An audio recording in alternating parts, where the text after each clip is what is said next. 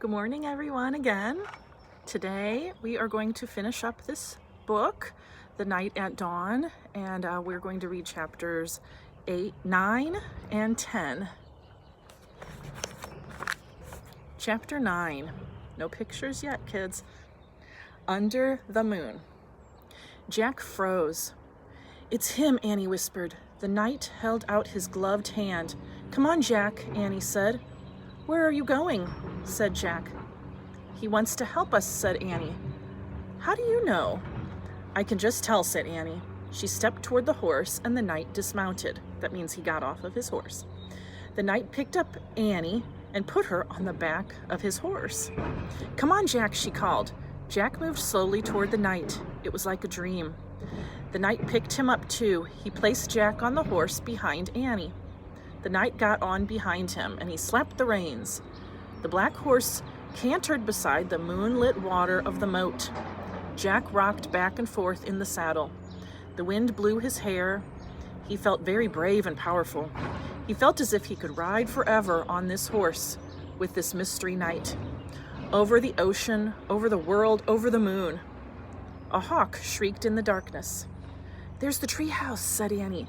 She pointed toward a grove of trees. Oh, picture already. There they are on that horse with the knight. The knight steered the horse toward the trees. "See, there it is," said Annie, pointing to the ladder. The knight brought his horse to a stop. He dismounted and helped Annie down. "Thank you, sir," she said. And she bowed. Then Jack. "Thank you," he said, and he bowed also. The knight got back on his horse. He raised his gloved hand, and he slapped the reins and rode off through the mist. Annie started up the tall ladder, and Jack followed. They climbed into the dark treehouse and looked out the window. The knight was riding toward the outer wall. They saw him go through the outer gate. Clouds started to cover the moon again.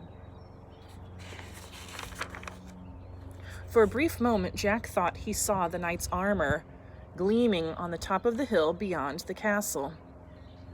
The clouds covered the moon completely, and a black mist swallowed the land. "He's gone," whispered Annie. Jack shivered in his wet clothes as he kept staring at the blackness. "I'm cold," said Annie. "Where's the Pennsylvania book?" Jack heard Annie fumbling in the darkness. He kept looking out of the window. "I think this is it," said Annie. "I feel a silk bookmark." Jack was only half listening. He was hoping to see the knight's armor gleam again in the distance. "Okay, I'm going to use this," said Annie, "because I think it's the right one. Here goes, okay? I'm pointing. I'm going to wish. I wish we could go to Frog Creek." Jack heard the wind begin to blow, softly at first. "I hope I pointed to the right picture in the right book," said Annie. "What?" Jack looked back at her. "Right picture, right book?" The treehouse began to rock, and the wind got louder and louder. "I hope it wasn't the dinosaur book," said Annie. "Stop!" Jack shouted at the treehouse. Too late. The treehouse started to spin. It was spinning and spinning. The wind was screaming, and then suddenly there was silence. Absolute silence. Chapter 10. It's called One Mystery Solved. The air was warm. It was dawn. Far away, a dog barked. "I think that's Henry barking," said Annie. "We did come home." They both looked out the treehouse window. "That was close," said Jack. In the distance, streetlights lit their street. There was a light on their upstairs window. "Uh-oh," said Annie. "I think Mom and Dad are up. Hurry." "Wait." In a daze, Jack unzipped his backpack and he pulled out the castle book. It was quite wet, but Jack placed it in back with all the other books. "Come on, hurry," said Annie, scooting out of the treehouse. Jack followed her down the ladder. They reached the ground and took off between the gray-black trees. They left the woods and ran down their deserted street. They got to their yard and crept across the lawn, right up to the back door. Jack and Annie slipped inside the house. "They're not downstairs yet," they whispered. "Shh," said Jack. He led the way up the stairs and down the hall. No sign of his mom or dad. but he could hear water running in the bathroom. Their house was so different from the dark, cold castle, so safe and cozy and friendly. Annie stopped at her bedroom door. She gave Jack a smile, then disappeared inside her room. Jack hurried into his room. He took off his damp clothes and put on his dry, soft pajamas. He sat down on his bed and unzipped his backpack. He took out his wet notebook and he felt around for the pencil, but his hand touched something else. Jack pulled the blue leather bookmark out of his pack. It must have fallen out of the castle book. Jack held the bookmark close to his lamp and studied it. The leather was smooth and worn. It seemed ancient. For the first time, Jack noticed a letter on the bookmark, a fancy M.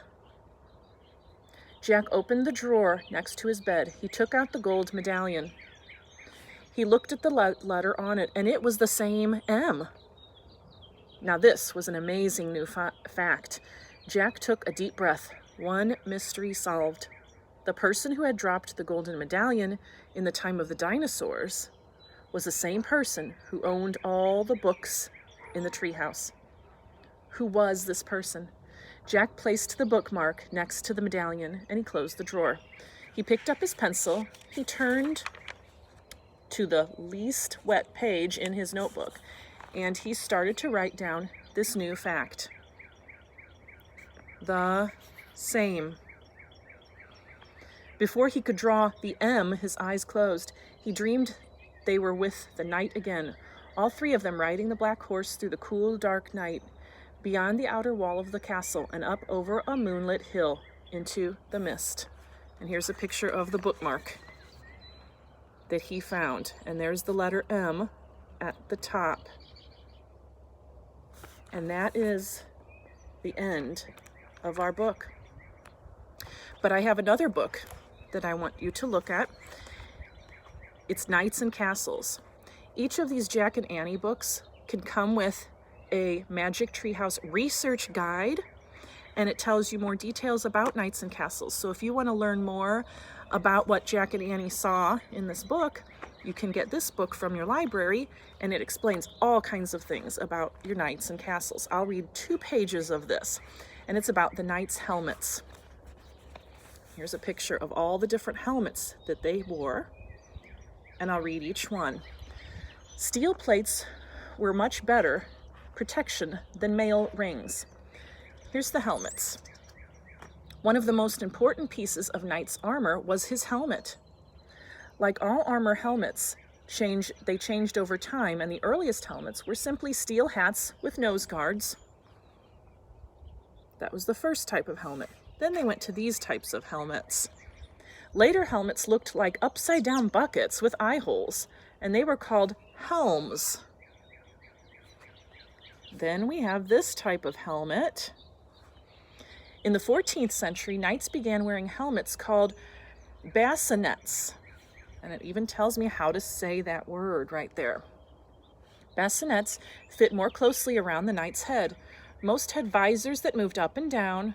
That way the knight could see better when he wasn't fighting. Tournament helmets were sometimes very fancy and heavy. This is what Jack tried on at first. Some tournament helmets weighed over 40 pounds. That's almost how much pounds you all weigh, is about 40 pounds. So just think, trying to put that on your head. It's very, very heavy. So those are 2 pictures in that book, Knights and Castles, a research guide. So I hope everyone enjoyed our books today, and I will talk to all of you soon. Miss you all. Bye-bye.